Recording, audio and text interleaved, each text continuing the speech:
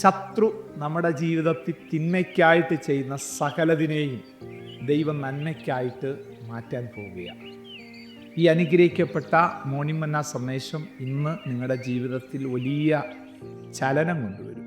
അയ്യോ, എനിക്ക് അങ്ങനെ വന്നല്ലോ, അതങ്ങനെ സംഭവിച്ചല്ലോ എന്നൊന്നും ഓർത്ത് ഭാരപ്പെടണ്ട. നീ വിശ്വസ്തയോടെ ദൈവത്തെ സേവിച്ച് നേരോടെ നടന്നാൽ നിൻ്റെ ലൈഫിൽ കടന്നു വന്ന ആ വിഷയം തന്നെ നന്മയ്ക്കാക്കി കർത്താവ് തീർക്കും. മോർണിംഗ് മന്നായിലേക്ക് എല്ലാവർക്കും സ്വാഗതം.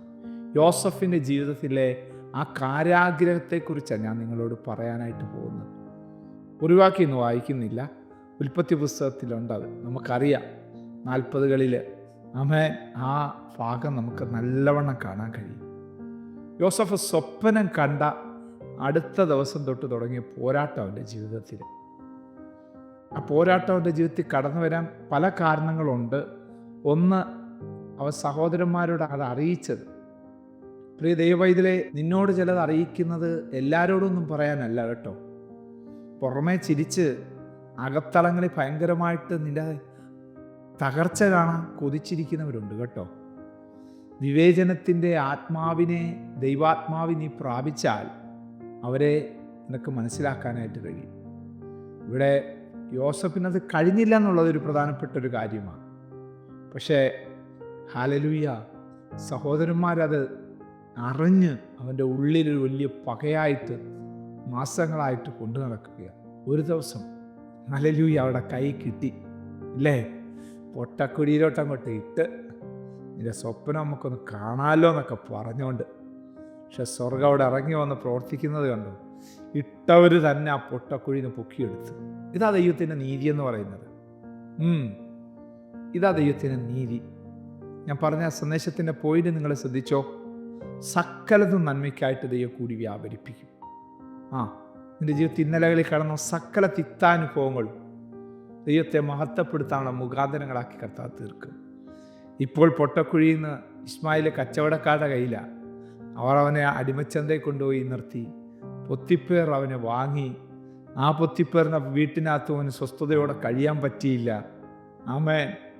രാജാവിൻ്റെ കിങ്കരന്മാർ കിടക്കുന്ന ആ കാരാഗ്രഹത്തിനകത്ത് അവൻ അടയ്ക്കപ്പെടാൻ ഇടയായിത്തീർന്നു. പക്ഷെ ഇവിടെയൊക്കെ യഹോവ യോസഫിനോട് കൂടെ ഉണ്ടായിരുന്നുവെന്ന് നമുക്ക് കാണാനായിട്ട് കഴിയും. ദൈവം നിങ്ങളുടെ കൂടെ ഉണ്ടെങ്കിൽ മനസ്സിലാക്കിക്കോ, ദൈവത്തിന് എന്തോ ഒരു ദൗത്യ പൂർത്തീകരണം നിന്നിലൂടെ ചെയ്യേണ്ടതായിട്ടുണ്ട്, നടക്കേണ്ടതായിട്ടുണ്ട്. അത് നിന്നിൽ നടക്കാൻ വേണ്ടിയാണ് തൻ്റെ സാന്നിധ്യവും തൻ്റെ മഹത്വവും നിങ്ങളുടെ മേൽ വെളിപ്പെടുത്തുന്നത്. ആ കാരാഗ്രഹത്തിൽ യോസഫ് എത്തപ്പെട്ടില്ലായിരുന്നെങ്കിൽ മന്ത്രിക്കസേര വരത്തില്ലായിരുന്നു. മന്ത്രിക്കസേരയിൽ അവൻ വരത്തില്ലായിരുന്നു. ചില കാരാഗ്രഹം പോലുള്ള ചില വിഷയങ്ങൾ ദൈവവൈതലേ നിൻ്റെ ജീവിതത്തിൽ വന്നതിനായിട്ട് സ്തോത്രം പറയാമോ? യെസ്. എന്തിനാ അത് വന്നത്? അടുത്തൊരു ചവിട്ടുപടിയിലേക്ക്, അടുത്തൊരു ഉയർച്ചയിലേക്ക്. അവിടെ നിന്നാണ് നീ കടന്നു പോകുന്നത്, അവിടെ നിന്നാണ് നീ എത്തപ്പെടുന്നത്. പാനപാത്രവാഹനും അപ്പക്കാട് പ്രമാണിയും ആ കാരാഗ്രഹത്തിൽ കിടക്കുമ്പോൾ വെവ്വേറെ സ്വപ്നങ്ങൾ അവർ കാണുകയും ആ സ്വപ്നത്തിൻ്റെ അർത്ഥം യോസഫ് വ്യക്തമായിട്ട് അവർക്ക് പറഞ്ഞു കൊടുക്കുകയും അടുത്ത ദിവസം അതുപോലെ സംഭവിക്കുകയും ചെയ്തു. ഇവിടെ നിന്ന് ഹല്ലേലൂയ, നീ രക്ഷപ്പെട്ടു പോകുമ്പോൾ എൻ്റെ കാര്യം കൂടെ ഒന്ന് ഓർത്തോണേന്ന് പറഞ്ഞു. പക്ഷേ മറന്നു കളഞ്ഞ അതേ പാനപാത്രവാഹനെ 2 വർഷം കഴിഞ്ഞിട്ട് ഓർപ്പിച്ച ദൈവം നമ്മുടെ ദൈവമാണെങ്കിൽ, യെസ്, ഈ ദൈവത്തിൽ നിങ്ങൾ ആശ്രയിക്ക്. ചിലതൊക്കെ നീ ചെയ്തു, ചിലർക്ക് ചെയ്തു, തന്നിമിത്തം അവർ നിന്നെ മറന്നു കളഞ്ഞു. പക്ഷെ നിന്നെ ഓർക്കുന്നൊരു സ്വർഗമുണ്ട് കുഞ്ഞേ, നിന്നെ ഓർക്കുന്നൊരു ദൈവമുണ്ട് കുഞ്ഞേ. ആ ദൈവം നിന്നെ ഓർത്ത് മാനിക്കാൻ പോവാ. ആ ദൈവവരങ്ങളൊന്ന് ഏൽപ്പിച്ചു കൊടുത്താട്ട്, ആ ദൈവവരങ്ങളൊന്ന് വിധേയപ്പെടുത്തി കൊടുത്താട്ട്. ഈ ഭാഗം പറഞ്ഞ് അവസാനിക്കുന്നത് യോസഫിൻ്റെ കയ്യിൽ ഫറവോൻ തന്നെ മുദ്രമോതിരം ഇട്ടെന്ന് പറഞ്ഞുകൊണ്ടാണ്. ഫറവോൻ കഴിഞ്ഞാൽ ഏറ്റവും കൂടുതൽ ഹല്ലേലൂയ ആദരിക്കപ്പെടേണ്ട വ്യക്തി യോസഫ് എന്നവിടെ ഉള്ള ഹല്ലേലൂയ ആൾക്കാർക്കെല്ലാം മനസ്സിലാകാനിടയായിത്തീർന്നു. തന്നിമിത്തം എന്ത് സംഭവിച്ചു? ദൈവത്തിൻ്റെ ആലോചന അവന് നിറവേറി. അവിടുത്തെ പ്രവൃത്തി വെളിപ്പെട്ടു. ദൈവനാമം മഹത്വപ്പെടാൻ ഇടയായിത്തീർന്നു. ഈ സന്ദേശം കേൾക്കുന്ന ദൈവവേദിലെ പരിശുദ്ധാത്മ നിന്നോട് പറയുന്ന ഈ ദൂത് നീ കേൾക്കുക. വേറൊന്നുമല്ല, ചില തിക്താനുഭവം നിന്റെ ജീവിതത്തിൽ വന്നല്ലോ എന്ന് ഓർത്ത് നീ പരാതിപ്പെടണ്ട, പരിഭവപ്പെടണ്ട. അതിനകത്തൊരു ദൈവിക നന്മ ഒളിഞ്ഞിരിപ്പുണ്ട്, ഒരു നന്മ ഒളിഞ്ഞിരിപ്പുണ്ട്. ആ നന്മ യോസഫ് അനുഭവിച്ചതുപോലെ നീ അനുഭവിക്കാനിടയായിത്തീരും. കാരാഗ്രഹത്തിനകത്ത് കിടന്ന പൗലോസ് ശീലാസും അനുഭവിച്ചതുപോലെ നീ അനുഭവിക്കാൻ ഇടയായിത്തീരും.